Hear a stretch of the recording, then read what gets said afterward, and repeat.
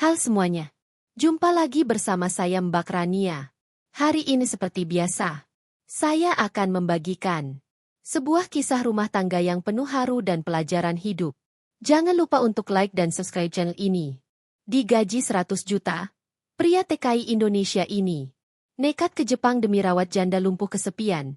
Selain gaji, pria ini juga selalu dapat kesempatan mencicipinya.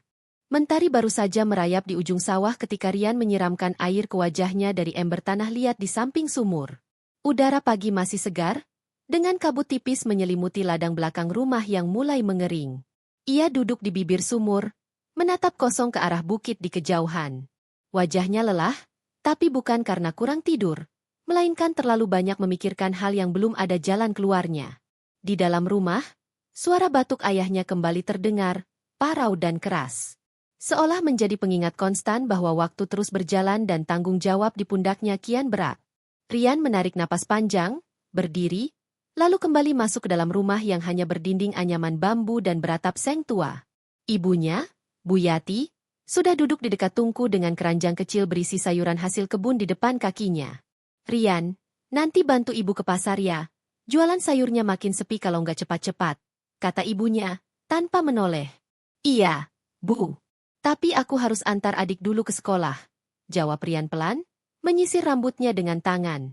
Adiknya, Reno, masih SD kelas 5.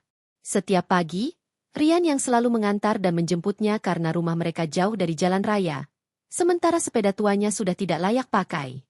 Ia menyiapkan air minum, sepotong roti kering untuk adiknya, lalu mereka berjalan kaki sejauh 3 kilometer menuju sekolah. Setelah mengantar Reno, Rian tidak langsung pulang. Ia berbelok ke bengkel dekat pasar, tempatnya bekerja serabutan. Kadang jadi tukang cuci motor, kadang disuruh angkut-angkut barang. Gajinya tidak tetap, dan kadang hanya dibayar dengan makan siang. Tapi bosnya baik, dan tidak pernah menolak kalau Rian minta kerja. Itulah alasan kenapa dia bertahan. Sore hari, setelah semua pekerjaan selesai, Rian kembali ke rumah. Di dalam, ayahnya terbaring lemas di kasur tipis yang diletakkan di ruang tengah. Sejak terkena stroke ringan, ayahnya tidak bisa berjalan jauh, hanya bisa bicara pendek-pendek. Rian mengganti kain basah di dahi ayahnya, lalu menyuapi bubur pelan-pelan. "Yan, kamu kuat, ya?" kata ayahnya dengan suara parau. Rian hanya tersenyum kecil, menahan air mata yang menggantung. Tak ingin terlihat lemah di depan orang yang paling dia hormati. Malam itu, saat semua sudah tertidur, Rian duduk di depan rumah sambil memandangi langit.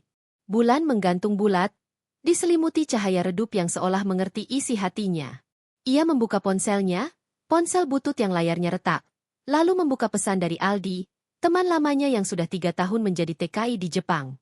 "Yan, kalau kamu masih cari kerja, aku ada info.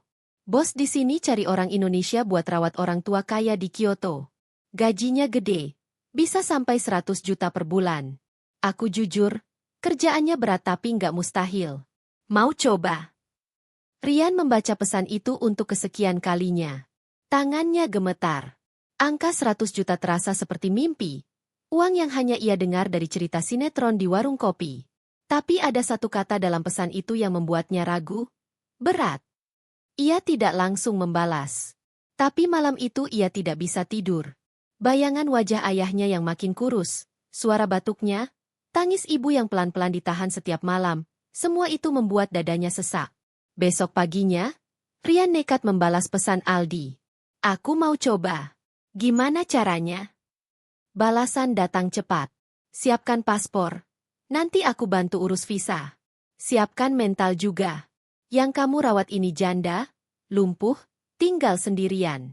Katanya butuh yang sabar, kuat, dan laki-laki. Bukan cuma buat bantuin angkat-angkat, tapi juga nemenin. Kayak pendamping hidup. Gaji gede karena tanggung jawab gede. Kalau kamu siap, aku kasih datanya ke agen sini." Rian diam lama. Janda? Pendamping? Otaknya berputar. Tapi bukan karena nafsu atau bayangan liar. Ia hanya memikirkan satu hal. Kalau benar ia bisa dapat 100 juta sebulan, dalam setahun ia bisa bayar semua utang keluarganya, beli rumah, biaya sekolah Reno, dan ayahnya bisa berobat lebih baik. Ia mengetik lagi.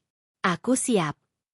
Hari-hari berikutnya, ia mulai sibuk mengurus dokumen, dibantu oleh Aldi dan agen dari Jepang. Ia harus bolak-balik ke kota untuk mengurus paspor, medical check-up, dan wawancara daring. Proses itu berjalan lambat karena uangnya terbatas. Bahkan untuk ongkos ke kota pun harus meminjam dari tetangga. Ibunya sempat menolak keras. Kamu mau keluar negeri buat rawat orang cacat? Kamu pikir kamu siapa? Yan? Nanti kamu kenapa-kenapa di sana. Siapa yang jaga bapak? Rian hanya diam. Ia tahu ibunya takut, tapi tidak ada pilihan lain. Ia tak tega melihat ibunya harus ngutang beras tiap minggu, atau melihat adiknya menangis karena tak bisa ikut les seperti teman-temannya. Aku nggak niat tinggal selamanya, Bu. 1 tahun aja. Setelah itu aku pulang. Kita bisa bayar semua utang, bisa beli sawah, bisa nyewa orang buat rawat bapak. Aku janji, ucap Rian meyakinkan. Akhirnya ibunya luluh, meski dengan air mata yang tak berhenti. 2 bulan kemudian, semua dokumen beres. Tiket sudah dipesan.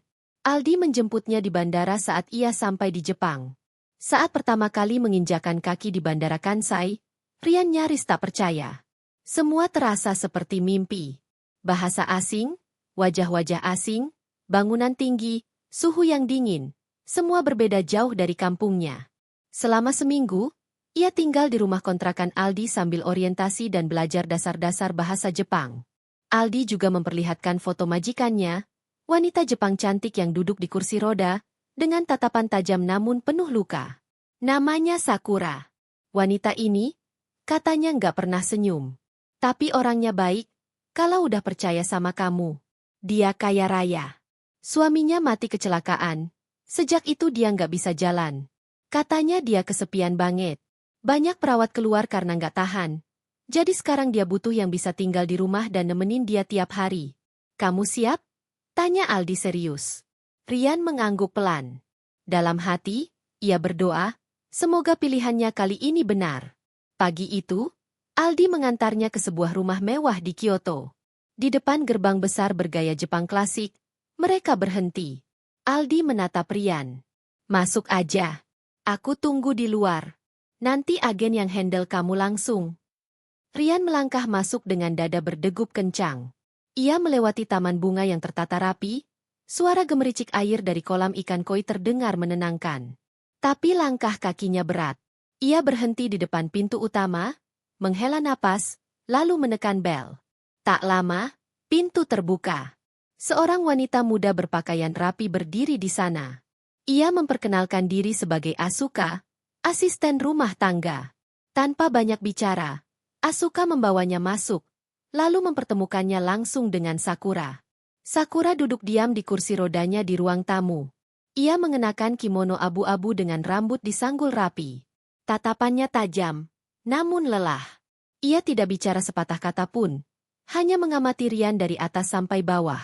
Rian membungkuk dalam-dalam, mencoba mengikuti etika Jepang yang diajarkan Aldi. Ia gugup, keringat dingin mengalir di punggungnya. Sakura akhirnya berbicara pelan, dalam bahasa Jepang yang samar. Dia terlalu muda. Apa dia bisa jaga aku? Asuka menerjemahkan. Rian hanya menatap mata Sakura, lalu menjawab dengan suara rendah, namun tegas. Saya akan jaga Anda. Sebaik saya menjaga ibu saya sendiri. Sakura terdiam, lalu mengangguk pelan. Hari itu, Rian resmi bekerja. Ia tidak tahu apa yang akan terjadi setelah ini, tapi satu hal pasti, jalan hidupnya sudah berubah, dan dia tidak akan bisa mundur. Rian terbangun oleh suara lembut dentingan lonceng kecil dari arah dapur. Cahaya pagi menelusup masuk dari celah jendela kayu geser yang setengah terbuka. Rumah itu masih asing baginya. Namun keheningannya mulai terasa akrab. Ia segera bangkit dari futon di kamar kecil yang disiapkan untuknya di sisi belakang rumah, lalu cepat mengganti pakaian dan berjalan menuju arah suara. Asuka berdiri di sana, tengah menyiapkan sarapan di dapur yang serba putih dan rapi. Ia menoleh sebentar dan memberi anggukan kecil. Pagi ini Nyonya Sakura ingin minum teh di taman. Tolong dorong kursinya ke sana setelah dia selesai bersiap, ujarnya dengan nada datar. Rian mengangguk, meski ia belum tahu apa yang harus dilakukan setelahnya. Ia menyentuh gagang pintu kamar Sakura dengan perlahan. Ketika membuka, ia menemukan Sakura sudah duduk di kursinya, Mengenakan kimono putih tipis dengan pola bunga sakura halus, rambutnya dibiarkan tergerai setengah, tampak lebih muda daripada pertemuan pertama mereka. Namun matanya masih sama, dingin dan penuh jarak. Rian membungkuk, menahan nafas sejenak. "Selamat pagi, Sakura-san," ucapnya pelan. Sakura tidak menjawab. Hanya matanya yang sedikit melirik, lalu bergerak pelan ke arah pintu, seolah memberi isyarat agar Rian segera menjalankan tugasnya. Dengan hati-hati, Rian mendorong kursi rodanya ke arah taman kecil di belakang rumah. Angin pagi bertiup pelan, menyapu dedaunan dan mengayunkan lonceng angin yang menggantung di bawah atap kayu. Sakura memejamkan mata sesaat, menikmati angin yang menyapu wajahnya. Rian berdiri di belakang, bingung harus berbuat apa. Lalu, Sakura tiba-tiba membuka mata dan berbicara tanpa menoleh. "Kamu dari Indonesia, kan?" Rian mengangguk meski tahu Sakura tidak bisa melihatnya dari posisi itu. "Iya, saya dari Jawa Tengah. Nama saya Rian." "Apa kamu tahu kenapa kamu diterima kerja di sini?" Pertanyaan itu membuat Rian terdiam. Ia berpikir sejenak. "Karena saya orang terakhir yang melamar?" Jawabnya mencoba bercanda ringan. Sakura tertawa pelan, tapi ada getir yang mengambang di balik suara itu. "Karena tidak ada yang tahan bekerja di sini lebih dari 2 bulan. Rumah ini terlalu sunyi untuk manusia biasa." Rian tidak tahu harus menanggapi seperti apa. Ia memutuskan untuk diam, menunggu kalimat selanjutnya. "Pernah dengar nama Hasegawa?" Rian menggeleng pelan. Sakura tersenyum samar. "Itu nama marga suami saya. Dia kaya, bangsawan dari keluarga lama. Tapi dia mati dan meninggalkan saya di rumah besar ini tanpa apapun kecuali diam dan debu." Sakura menoleh sedikit, dan untuk pertama kalinya, Rian melihat matanya secara langsung. Mata yang tidak hanya menyimpan luka, tapi juga kesepian yang dalam dan jujur. Hari-hari setelah itu berjalan perlahan. Rian mulai mengenal ritme kehidupan di rumah itu. Jam makan, jam mandi, jam istirahat. Ia belajar mengangkat tubuh Sakura dari tempat tidur ke kursi roda, mengganti pakaiannya, menyiapkan makan siang, dan membersihkan tubuhnya dengan kain hangat. Semuanya dilakukan dengan hati-hati, tanpa keluhan, tanpa malu. Sakura tidak banyak bicara, tapi matanya selalu memperhatikan. Rian tahu, setiap gerak-geriknya sedang diuji. Pada suatu malam, ketika salju mulai turun tipis di luar, Sakura tiba-tiba memanggil Rian ke ruang tengah. Ia duduk di dekat perapian listrik, mengenakan selimut tebal, dengan sebuah foto tua di tangannya. "Ini suamiku. Namanya Takashi," katanya tanpa basa-basi. Rian duduk di lantai, menjaga jarak, tapi cukup dekat untuk melihat foto itu. Seorang pria gagah dengan seragam militer, senyum tipis, dan mata tajam. "Kami menikah hanya 5 tahun. Tapi dia sangat mencintaiku. Lalu, dia mati dalam kecelakaan mobil. Aku hidup, tapi tak bisa berjalan lagi." Sakura menatap foto itu lama, lalu menyandarkan kepalanya ke sandaran kursi roda. Rian menunduk. Ada hening panjang yang tidak ingin ia potong dengan kata apapun. Sejak dia mati, rumah ini terasa seperti peti mati berjalan. "Aku benci bangun pagi, benci mendengar burung berkicau, benci melihat bunga-bunga mekar. Karena semuanya mengingatkanku bahwa aku masih hidup, sedangkan dia tidak." Rian masih menunduk. Suaranya baru keluar setelah beberapa menit. "Saya tahu rasanya kehilangan orang terdekat. Ayah saya sakit sejak tahun lalu. Setiap hari saya takut kalau pagi berikutnya saya bangun, beliau sudah tidak ada." Sakura memejamkan mata. Ia menarik napas pelan, lalu mengulurkan tangannya sedikit. "Pijatkan kakiku. Aku ingin tahu apakah rasa beku ini masih bisa berubah jadi hangat." Rian menatap kakinya yang kecil dan pucat di bawah selimut. Ia membuka selimut dengan perlahan, lalu menyentuh telapak kaki Sakura dengan kedua tangan. Kulitnya dingin, tulangnya keras, tidak ada daging yang lembut di sana. Ia mulai memijat pelan-pelan, penuh kehati-hatian. Sakura tak berbicara, tapi setelah 5 menit, ia bersandar lebih dalam ke kursinya. Ada embusan napas panjang dari bibirnya yang biasanya kaku. Malam itu, Rian baru tidur pukul 1 dini hari. Hari demi hari, hubungan mereka berkembang. Tidak banyak bicara, tapi komunikasi mereka mengalir lewat gerak tubuh. Lewat cara Rian menyuapkan sendok, atau cara Sakura menatapnya saat ia membetulkan selimutnya. Kadang, ketika malam datang lebih cepat dan rumah makin sunyi, Sakura meminta Rian membacakan surat-surat lamanya. Surat dari mendiang suami, surat dari ayahnya, bahkan surat-surat ancaman dari keluarga suaminya yang tidak suka ia mewarisi seluruh kekayaan. Rian duduk di sampingnya, membaca dengan suara datar, netral, tanpa menilai. Ia hanya menjadi suara, menjadi pendengar, menjadi saksi. Setiap akhir pekan, Asuka pulang. Rumah hanya berisi mereka berdua. Dalam sunyi itu, banyak hal terjadi. Suara detak jam, suara angin, suara jantung masing-masing yang saling mendengar dalam jarak yang makin dekat. Suatu malam, ketika badai salju datang dan listrik padam, Sakura memanggil Rian ke kamarnya. Ia takut, katanya. Rian duduk di samping ranjang, menyalakan lilin kecil, dan menyelimuti tubuh Sakura yang menggigil. Bisa kamu duduk lebih dekat? Katanya pelan. Rian mendekat. Kulitmu hangat, bisik Sakura, menempelkan telapak tangannya ke lengan Rian. Aku lupa rasanya disentuh manusia yang bernapas. Rian tidak menjawab. Ia diam, mematung, tapi tidak menjauh. Malam itu, ia tidur di lantai kamar Sakura. Jarak antara mereka hanya dipisahkan satu meja kecil. Ketika pagi datang, salju sudah menutupi seluruh halaman rumah. Sakura tersenyum pelan, untuk pertama kalinya, saat melihat Rian menyeduh teh dengan kiku. Tehmu pahit, katanya. Rian tersenyum. Karena belum biasa. Nanti juga suka. Sakura tidak tahu, bukan hanya tehnya yang pahit. Hati Rian juga sudah mulai meminum pahit yang tidak bisa dijelaskan dengan logika. Ia mulai masuk terlalu dalam. Rian sudah mulai hafal rutinitas Sakura. Bahkan sebelum Asuka atau Sakura sendiri membuka mulut. Setiap pagi, sebelum matahari muncul di balik bukit, ia sudah berada di dapur menyiapkan air hangat, menyeduh teh hijau, dan menyiapkan obat yang harus diminum Sakura sebelum sarapan. Ia melakukan semua itu tanpa suara, tanpa ekspresi, seolah menjadi bayangan rumah itu yang ikut bernafas dalam diam. Namun ada yang berubah sejak malam badai itu. Sakura menjadi lebih sering menatap mata Rian. Tatapan yang bukan sekadar memberi perintah atau menilai kinerja, melainkan seperti menyelami pikirannya. Kadang, ia menyuruh Rian duduk lebih lama di samping kursinya. Kadang memintanya membaca ulang surat yang sama berulang-ulang, hanya agar suaranya tidak hilang di udara. Suatu siang, ketika salju di taman mulai mencair dan musim semi mulai menyentuh dedaunan, Sakura duduk menghadap jendela besar. Angin membawa aroma pohon ume yang mulai mekar. Ia tiba-tiba bertanya tanpa menoleh. Rian, kamu masih punya istri?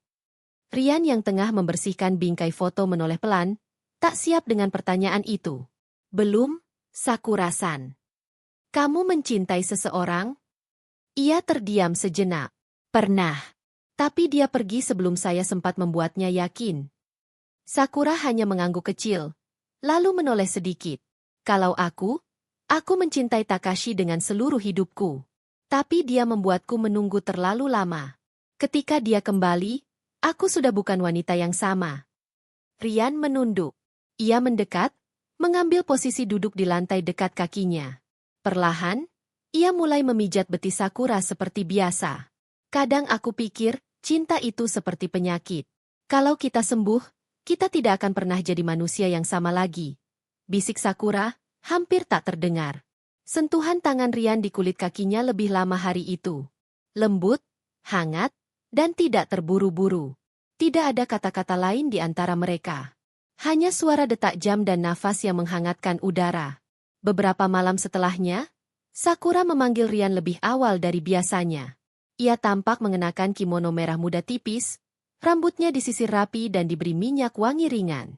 Aku ingin mandi malam ini. Tapi aku tak bisa melakukannya sendiri, katanya tanpa ekspresi. Rian menelan ludah, tak berani menatap wajahnya langsung. Ia mengangguk, lalu mulai menyiapkan air hangat di kamar mandi tradisional rumah itu. Selama beberapa menit, suasana hening. Lalu, saat Sakura sudah duduk di kursi mandi, ia menatap Rian. Kamu takut menyentuhku? Rian menggeleng, tapi tangan dan suaranya gemetar. Tidak. Sakura-san. Hanya saya ingin tetap menghormatimu. Sakura tersenyum samar. Sebuah senyum yang hanya muncul saat malam menjelang. Sebuah senyum yang tidak dibuat-buat. Aku tidak ingin dihormati malam ini. Aku hanya ingin diingat bahwa aku masih seorang wanita. Rian tak menjawab. Perlahan, ia mulai menyiramkan air ke pundak dan punggung Sakura. Kulitnya pucat, dingin, tapi lembut. Ia menyabuni tubuh Sakura dengan gerakan pelan, seolah takut membuat luka. Sakura memejamkan mata, meresapi tiap gerakan. Di antara uap air dan aroma sabun tradisional Jepang, ada ketegangan yang mendesak tapi tidak meledak. Hanya mengisi ruang, mengalir dalam tubuh mereka masing-masing. Setelah itu, malam kembali senyap. Sakura tidur lebih cepat. Namun sebelum Rian keluar kamar, ia memanggilnya pelan. Jangan pergi malam ini. Duduklah di sampingku sampai aku tertidur. Rian menurut. Ia duduk di tatami, menyandarkan tubuh ke dinding kayu, dan menatap Sakura yang perlahan memejamkan mata. Aku tak pernah merasa tenang seperti ini sejak Takashi mati. Gumamnya sebelum benar-benar terlelap. Hari-hari berlalu, dan hubungan mereka menjadi teka-teki yang tak butuh jawaban. Sakura yang dulu dingin, kini mulai mengulang beberapa pertanyaan tentang kehidupan Rian di Indonesia. Tentang sawah, tentang ibunya yang suka memasak gudeg, tentang kenangan masa kecilnya saat mencari belut di sawah dengan teman-teman. Sakura mendengarkan dengan saksama, seperti anak kecil yang baru pertama kali mendengar dongeng. Suatu malam, Sakura menatap langit-langit kamar sambil berbaring di ranjangnya. Kalau aku mati, kamu akan menangis. Rian hanya diam. Lalu menjawab lirih, saya tidak tahu. Tapi saya rasa, saya akan merasa kehilangan sesuatu yang tak bisa saya temukan lagi. Sakura menoleh pelan, matanya mulai berkaca. Aku ingin hidup lebih lama. Tapi bukan untuk sembuh, bukan untuk jalan lagi. Aku hanya ingin merasakan sentuhan manusia yang tulus sebelum dunia benar-benar mengambil segalanya dariku. Rian bangkit dari duduknya, lalu memegang tangan Sakura. Ia menggenggamnya perlahan. Tidak erat, hanya cukup untuk mengatakan bahwa ia ada di sana, mendengar dan menerima. Malam itu, mereka tidak berkata apa-apa lagi. Hanya saling menggenggam hingga mata Sakura menutup pelan dalam damai. Namun sesuatu mulai bergeser. Asuka, sang pengurus rumah, mulai menunjukkan sikap curiga. Ia tak banyak bicara, tapi Rian merasa mata tajamnya mulai mengawasi lebih dari biasanya. Sakura tampak tak peduli. Ia tetap memanggil Rian lebih sering, bahkan mulai menyuruhnya menemani makan di meja makan besar yang biasanya hanya digunakan saat tahun baru. Aku lelah makan sendirian, katanya. Asuka hanya bisa memandangi dari dapur dengan wajah datar. Pada suatu malam, Asuka memanggil Rian ke dapur. Jangan terlalu dekat dengan Sakura-sama, katanya singkat. Rian menatapnya, bingung. Saya hanya melakukan tugas saya. Jangan sombong. Kau bukan orang pertama. Tapi jika kau tidak tahu batas, kau akan cepat didepak dari sini. Rian tak menjawab. Ia tahu kata-kata itu bukan sekadar peringatan biasa. Malamnya, saat Sakura meminta ditemani di kamar, Rian duduk lebih jauh dari biasanya. Tapi Sakura tahu. Kamu berubah, katanya lirih. Rian menggeleng. Saya hanya takut mengecewakanmu. Sakura mengulurkan tangannya, dan Rian kembali duduk mendekat. Aku sudah terlalu sering dikecewakan.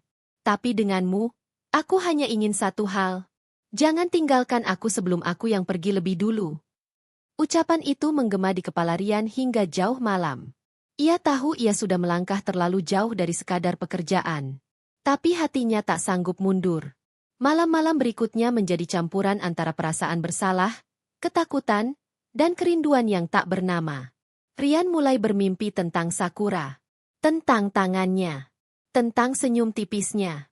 Tentang malam badai pertama kali ia tidur di lantai kamarnya. Dan Sakura pun makin sering menangis saat tidur. Terkadang memanggil nama Takashi. Terkadang hanya bergumam, jangan pergi. Hubungan mereka telah melewati garis. Tapi tak satu pun dari mereka yang tahu arah kemana semuanya akan bermuara. Sakura tak pernah benar-benar memberitahu mengapa ia lebih sering menangis dalam tidur sejak malam-malam itu. Tapi Rian tahu, luka yang tertahan bertahun-tahun pasti mencari celah untuk mengalir. Seperti air yang membanjiri celah kecil, hingga akhirnya meluap dan tidak bisa lagi ditahan. Beberapa kali, saat Sakura tertidur di siang hari, Rian tetap duduk di sisi kasurnya, membaca buku atau membersihkan vas bunga. Hanya agar ia bisa segera menenangkan jika tiba-tiba Sakura terisak dalam tidur, seperti biasa. Kadang, ia hanya menyentuh tangan wanita itu, memijitnya pelan, dan Sakura langsung tenang. Kadang, hanya dengan suara napas Rian yang terdengar dekat, Sakura tak perlu lagi merasa sendiri.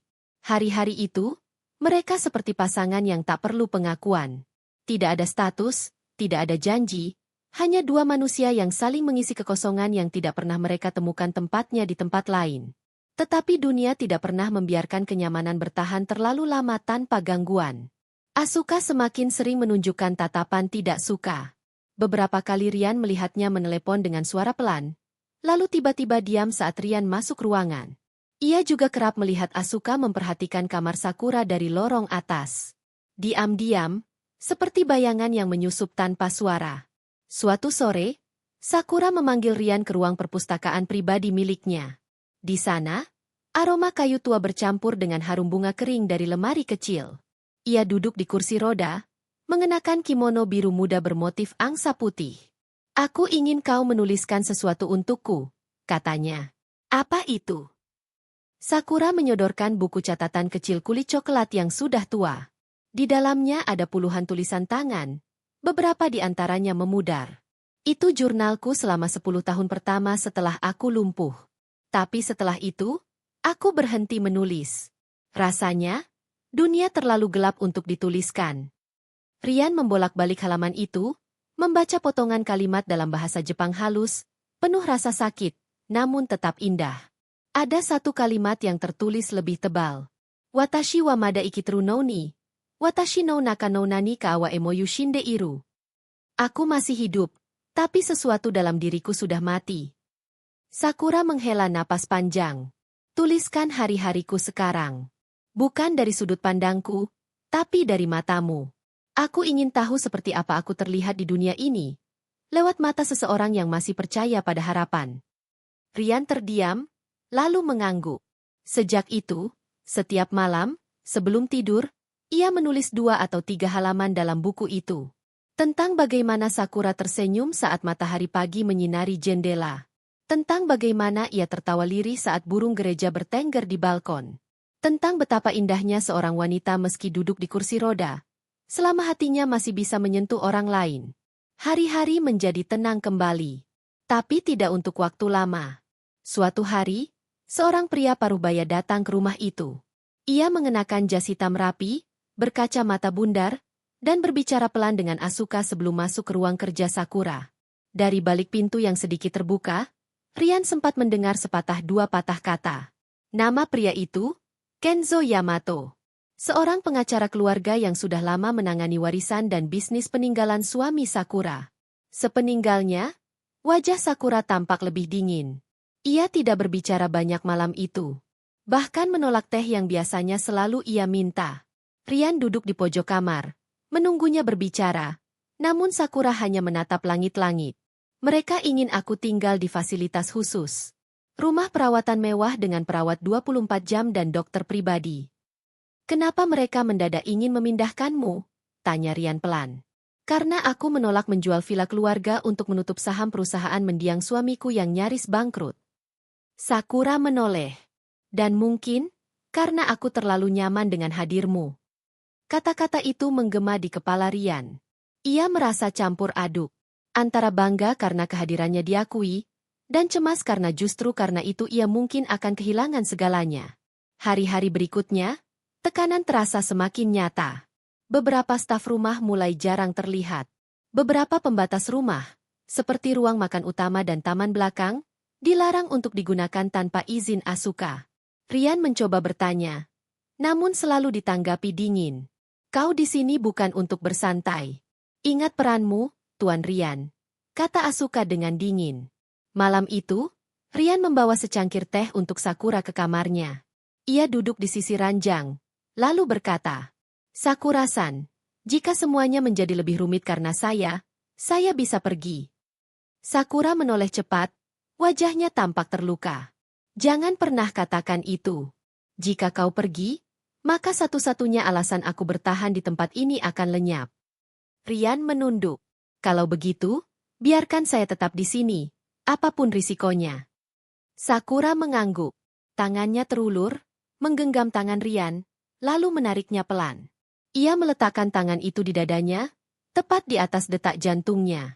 Jika kau bisa mendengar detaknya maka kau tahu, hatiku belum mati.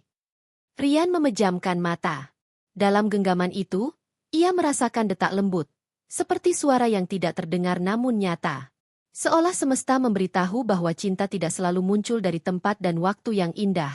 Kadang, ia tumbuh dari kehancuran, dari kesepian, dari tubuh yang tak lagi bisa berdiri tapi mampu membuat orang lain berlutut dengan rasa.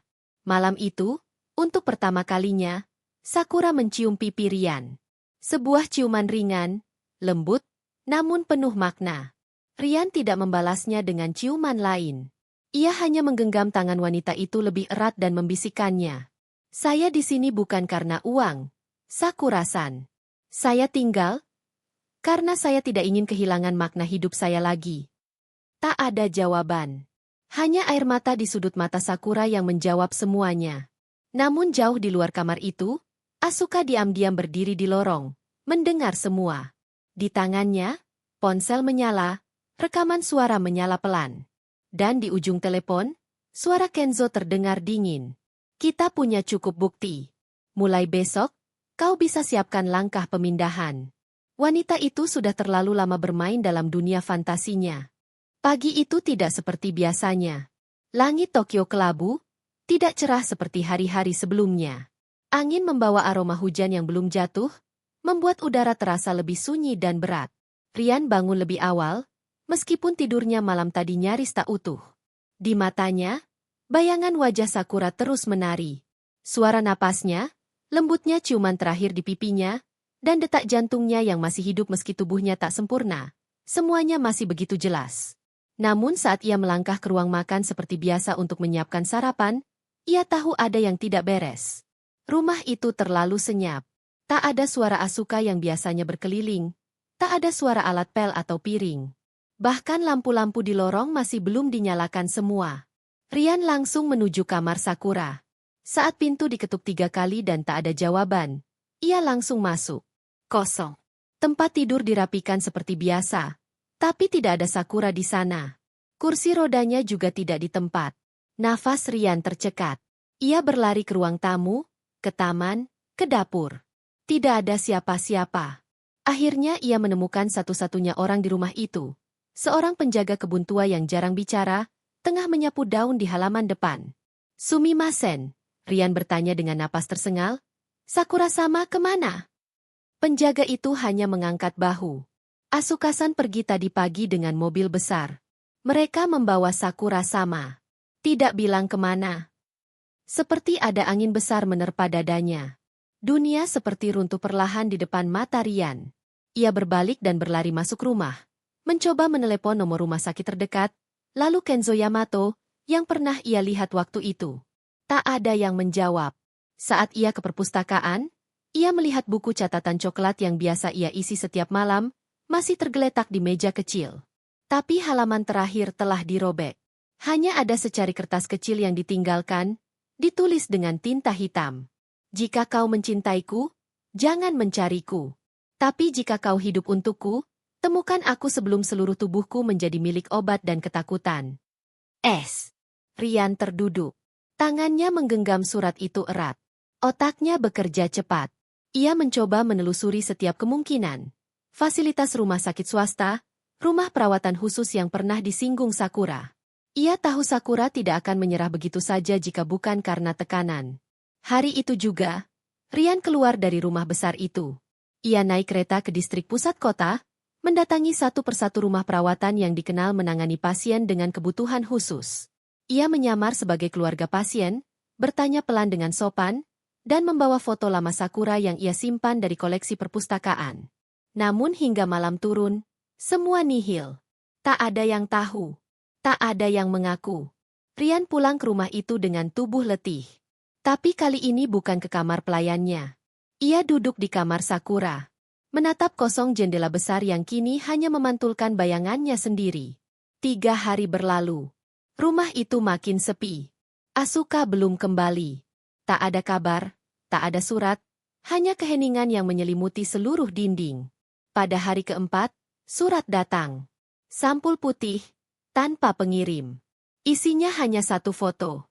Sakura, duduk di kursi roda, mengenakan pakaian rumah sakit putih, dengan latar belakang dinding abu-abu.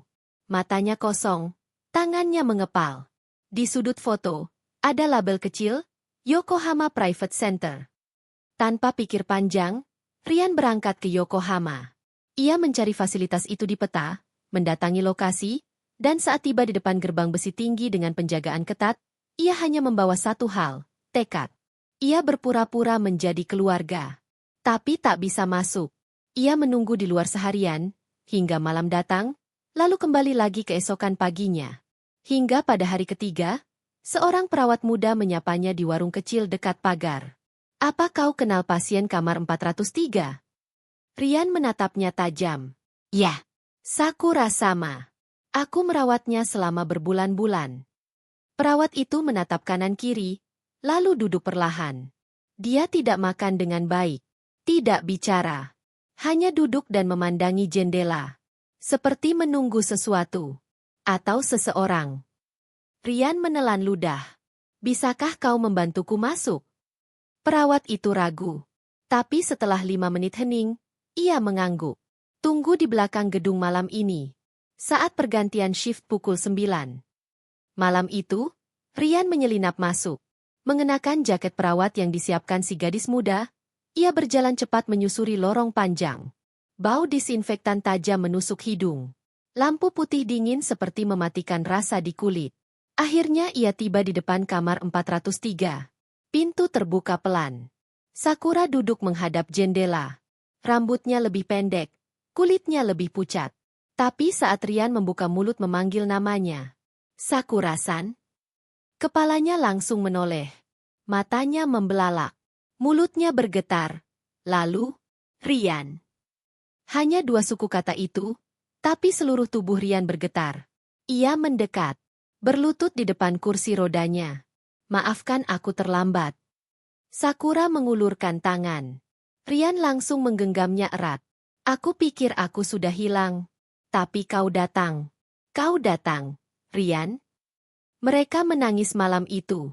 Tidak berkata-kata banyak. Tidak butuh janji atau rencana. Hanya pelukan yang membungkus tubuh lemah itu. Hanya air mata yang tumpah seolah semua luka ikut mengalir. Namun waktu mereka tak banyak. Petugas jaga bisa datang kapan saja. Bawa aku pergi, bisik Sakura. Aku akan carikan tempat. Kita bisa pergi jauh dari kota ini. Mungkin ke desa. Mungkin kembali ke Indonesia. Sakura mengangguk. Aku ingin mati bukan di balik tembok ini, tapi dalam pelukanmu. Rian menatapnya dalam. Tidak, kau tidak akan mati. Kita akan hidup. Walau hanya sebulan, seminggu, atau 1 hari. Tapi kita akan hidup bersama. Bukan sebagai pasien dan perawat, tapi sebagai 2 jiwa yang saling memilih. Sakura menutup mata. Mulutnya tersenyum. Dan malam itu, untuk pertama kalinya, tubuh mereka saling mencari. Bukan karena nafsu, tapi karena cinta yang begitu lama tertahan dalam sunyi. Rian menunggu sinyal dari perawat muda yang telah membantunya menyusup malam itu. Di lorong belakang fasilitas, udara dingin menggigit kulit. Langit mendung tanpa bintang, seolah ikut menyembunyikan gerakan mereka dari pengawasan dunia. Sakura mengenakan mantel panjang milik perawat itu, rambutnya dikuncir pelan, wajahnya masih pucat, tapi matanya hidup. Ia menggenggam tangan Rian erat, seolah tahu bahwa sekali mereka keluar dari tempat itu, tidak ada jalan kembali. Ketika pintu samping terbuka, perawat itu memberi isyarat cepat. Mereka meluncur keluar ke pelataran parkir belakang, di mana taksi sudah menunggu. Rian telah memesannya sejak pagi dengan nama samaran. Dalam waktu tak sampai 3 menit, mereka sudah duduk di kursi belakang. Napas mereka memburu, wajah mereka tak lagi menoleh ke belakang. Ke stasiun Shinagawa, cepat, kata Rian dalam bahasa Jepang. Tak ada yang bicara selama perjalanan. Sakura memejamkan mata, kepalanya bersandar di bahu Rian. Setiap gemetar tubuhnya terasa oleh Rian. Ia tahu Sakura lelah. Tapi ia juga tahu, mereka tidak bisa berhenti sekarang. Dari stasiun Shinagawa, mereka naik Shinkansen menuju Kyoto. Rian telah menyewa rumah kecil di pinggiran desa Miyama, sebuah desa tua yang masih tenang, jauh dari pengawasan kota. Rumah kayu tua itu milik seorang kenalan Indonesia yang telah lama tinggal di sana, dan tak banyak tanya saat Rian memintanya disewa untuk waktu tak tentu. Saat matahari mulai naik, mereka sampai di rumah itu. Sakura dibopong pelan oleh Rian dari taksi ke dalam rumah. Ranjang telah disiapkan. Perapian menyala. Aroma kayu bakar menenangkan. Sakura menatap sekeliling, lalu tersenyum kecil. Di tempat seperti inilah aku ingin hidup. Rian menatapnya. Dan disinilah kau akan hidup. Dengan tenang. Tanpa siapapun yang bisa menyentuhmu tanpa izinmu lagi. Minggu-minggu pertama menjadi masa adaptasi. Sakura masih trauma. Setiap kali mendengar suara mobil dari kejauhan, tubuhnya menegang. Setiap kali malam tiba, ia menggenggam tangan Rian erat. Tapi hari demi hari, wajahnya kembali berseri. Nafsu makannya perlahan kembali. Senyumnya lebih sering terlihat. Rian tidak hanya merawat tubuh Sakura, tetapi juga jiwanya. Ia menyiapkan makanan khas Indonesia yang ia masak sendiri, memperkenalkan Sakura pada rasa baru, sambal terasi, tempe goreng, dan wedang jahe yang hangat. Ini makanan yang biasanya kupikirkan saat aku kangen rumah, kata Rian suatu malam. Sakura tersenyum. Dan sekarang ini makanan yang akan selalu kuingat sebagai kenangan terindahku. Di malam-malam tenang, mereka duduk di balkon kayu kecil di belakang rumah, memandangi hutan pinus yang tak pernah berubah. Sakura duduk di pangkuan Rian, tubuhnya diselimuti, kepalanya bersandar di dada pria itu. Kau tahu, dulu aku takut tidur. Karena setiap kali terbangun, aku hanya melihat atap rumah sakit dan mendengar suara mesin. Tapi sekarang, aku ingin tidur lama. Karena aku tahu, saat aku bangun, yang pertama kulihat adalah wajahmu. Rian mencium pelipisnya. Kau tidak akan sendiri lagi, Sakura. Namun damai tidak bertahan selamanya. Suatu pagi, surat dari pengacara sampai. Dikirim ke alamat lamanya di Tokyo, namun diteruskan oleh kenalan Rian ke tempat persembunyian mereka. Dalam surat itu, disebutkan bahwa Sakura dianggap hilang. Secara hukum dan seluruh harta peninggalan mendiang suaminya akan diserahkan pada pihak keluarga yang lebih kompeten. Asuka muncul dalam dokumen sebagai wali resmi. Ia menyatakan bahwa Sakura tidak mampu lagi mengambil keputusan hukum karena kondisinya yang tidak stabil secara mental. Dia ingin menghancurkanku, kata Sakura sambil menatap surat itu. Ia ingin mengambil semua dan membuatku seolah tidak pernah ada. Dia tahu kita bersama. Dan ini adalah balasannya, jawab Rian. Namun mereka tidak bisa melawan langsung. Jika mereka kembali ke Tokyo, Sakura bisa ditangkap dan dikembalikan ke pusat perawatan secara paksa. Status hukum mereka lemah. Rian hanyalah seorang pekerja migran. Tidak punya kekuatan hukum di Jepang. Namun harapan muncul dari orang yang tak diduga. Malam itu, perawat muda yang dulu membantu Rian tiba-tiba muncul di rumah mereka. Ia datang sendirian, membawa tas dan dokumen. Aku dipecat, katanya singkat. Rian terkejut. Kenapa kau ke sini? Aku tahu mereka akan menjeratmu dengan hukum. Tapi aku punya salinan rekaman CCTV dan laporan medis palsu yang mereka gunakan untuk menyatakan Sakura tidak stabil. Aku tidak bisa membiarkan kejahatan ini terus berjalan. Ia menyerahkan flash disk dan 2 amplop besar. Ada cukup bukti untuk membalikkan keadaan.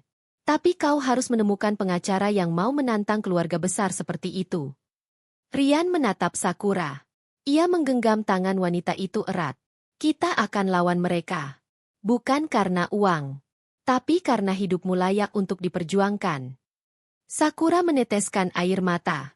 Aku tidak ingin harta itu, Rian. Aku hanya ingin dunia tahu bahwa aku hidup. Bahwa aku bisa mencintai. Bahwa aku memilih hidup bukan karena mereka. Rian tersenyum.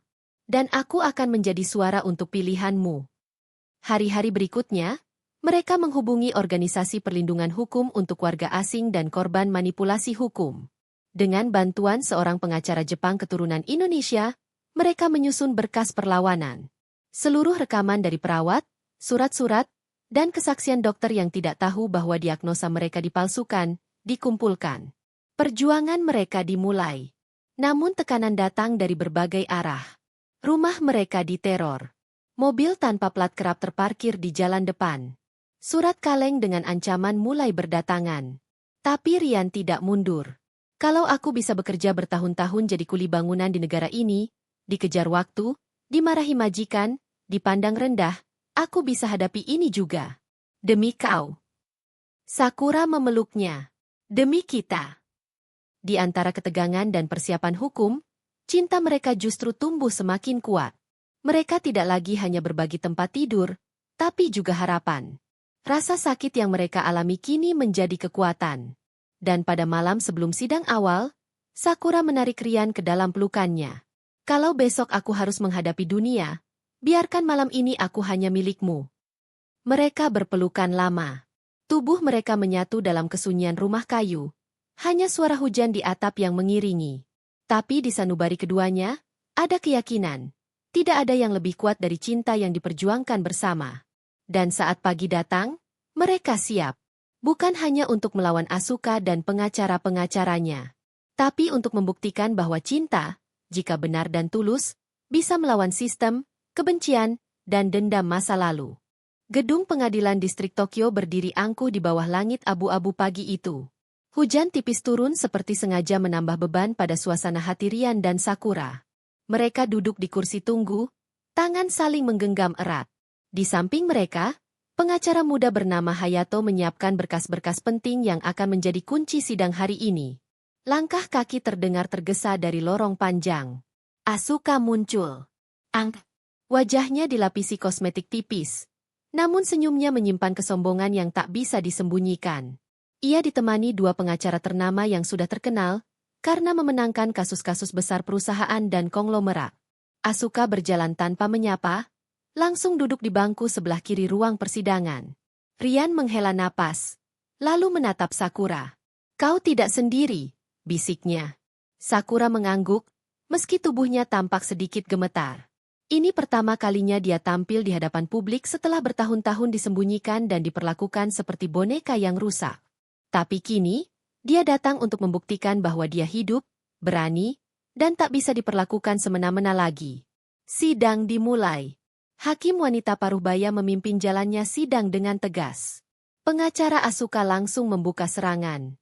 Mengingat kondisi kesehatan mental Nyonya Sakura yang tidak stabil, dan ketidakmampuannya untuk membuat keputusan hukum secara sah, klien kami, Nyonya Asuka Fujiwara, meminta agar hak waris sepenuhnya diserahkan kepadanya untuk menjamin kelangsungan aset keluarga. Pengacara Hayato bangkit dengan tenang. Yang mulia, kami memiliki bukti kuat bahwa diagnosa ketidakstabilan mental tersebut adalah hasil manipulasi dan tekanan dari pihak keluarga. Selain itu, kami akan menunjukkan bahwa Nyonya Sakura dalam kondisi sadar, sehat secara psikologis, dan dipaksa menjalani perawatan tertutup tanpa persetujuannya. Hakim mengangguk. Silakan lanjutkan. Hayato kemudian menyalakan proyektor kecil. Sebuah rekaman ditampilkan. Kamera CCTV dari ruang medis memperlihatkan seorang dokter yang menandatangani dokumen diagnosis tanpa memeriksa pasien. Ini adalah bukti pertama kami, ujar Hayato. Dokter ini telah mengakui dalam pernyataan tertulis bahwa dia menandatangani dokumen atas tekanan dari manajemen rumah sakit yang mendapat perintah dari pihak keluarga Fujiwara. Suara di ruangan menjadi gaduh. Asuka tetap tenang, namun terlihat mulai gelisah. Wajahnya menegang. Kemudian giliran Sakura yang bicara. Kursi roda didorong pelan ke tengah ruangan. Mikrofon diatur lebih rendah. Saya bukan orang gila, ucapnya perlahan, namun tegas. Saya tidak pernah ingin dirawat di tempat itu. Mereka memaksa saya. Mereka mematikan seluruh akses saya ke dunia luar. Tidak satupun orang yang diizinkan menemui saya, kecuali jika sesuai keinginan mereka. Sakura menatap hakim dengan mata yang mulai berkaca-kaca. Yang saya butuhkan bukan pengobatan. Saya hanya butuh seseorang yang mengingatkan saya bahwa saya masih manusia. Rian adalah satu-satunya orang yang memperlakukan saya sebagai manusia. Dia tidak melihat saya sebagai warisan, atau beban, atau reputasi keluarga. Dia melihat saya sebagai perempuan yang masih bisa tertawa dan mencintai. Hening sejenak menguasai ruangan. Asuka bangkit dengan cepat. Emosinya tak tertahan lagi. Dia itu sudah rusak. Dia hanya seorang wanita lumpuh yang tak berguna. Dan laki-laki itu, TKI dari negara entah apa, memanfaatkan kelemahan Sakura demi uang. Rian berdiri. Tegak. Tatapannya tajam. Ya, saya memang TKI. Saya datang ke Jepang demi menghidupi keluarga saya. Demi bekerja keras. Tapi saya tidak pernah menjual cinta saya. Sakura tidak pernah membeli saya. Kami tidak lahir dari dunia yang sama. Tapi kami saling memilih. Hakim mengangkat tangan, meminta ketertiban.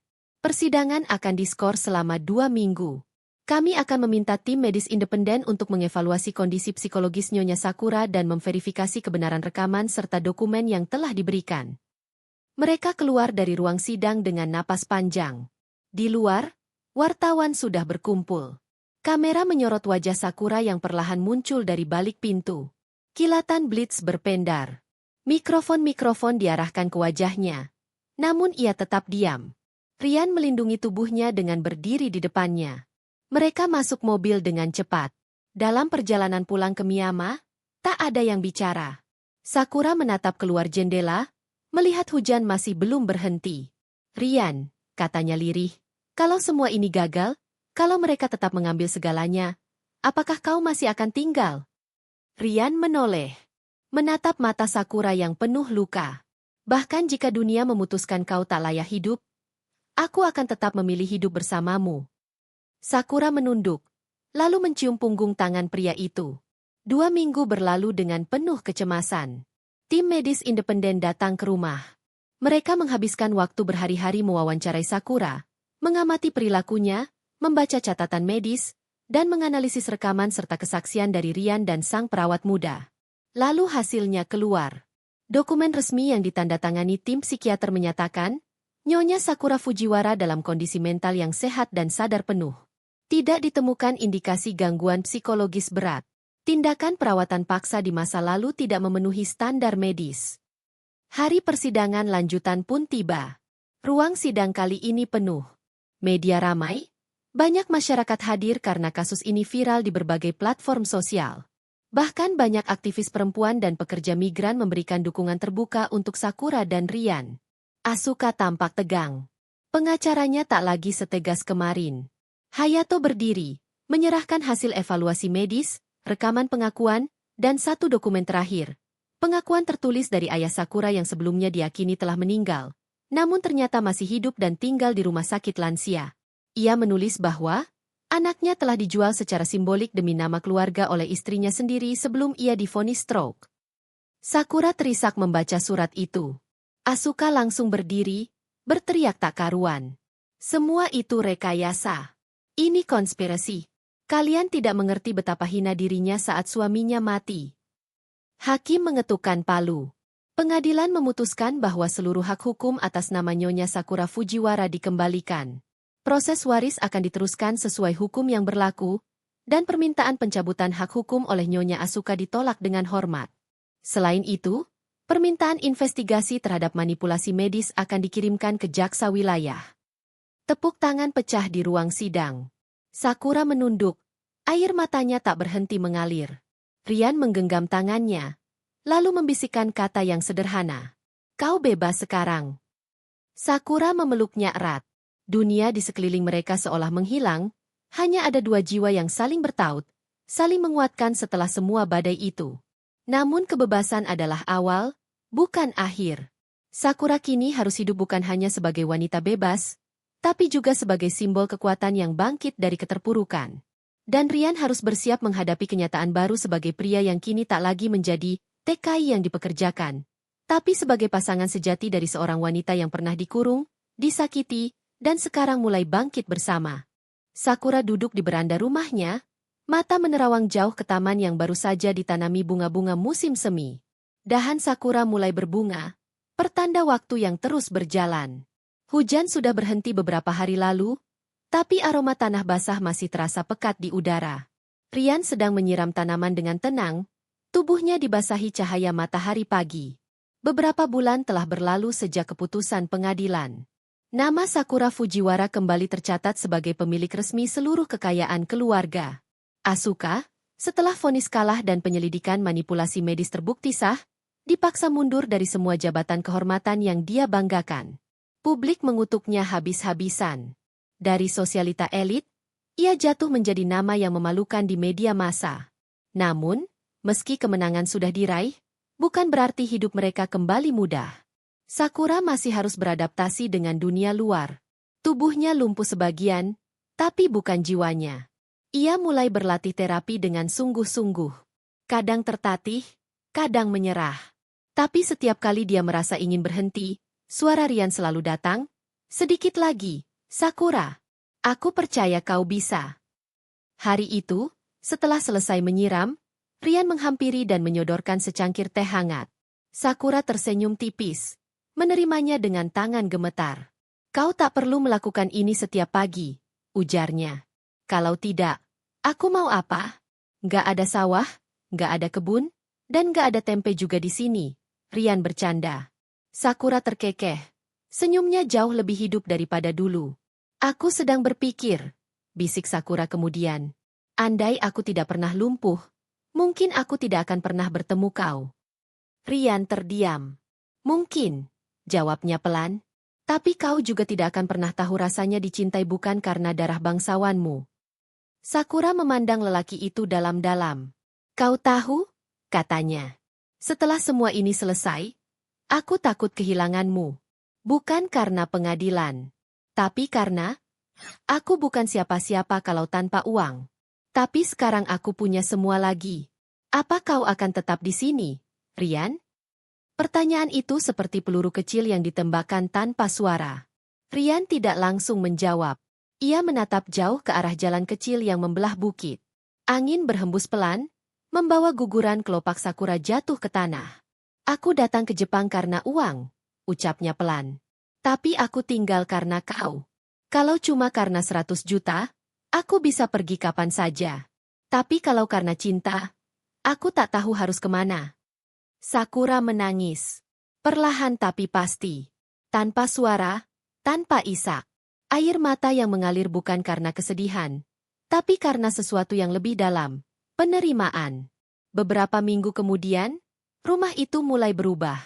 Rian membuat dapur kecil di sebelah taman belakang. Ia mulai bereksperimen membuat tempe dari bahan lokal. Awalnya sulit.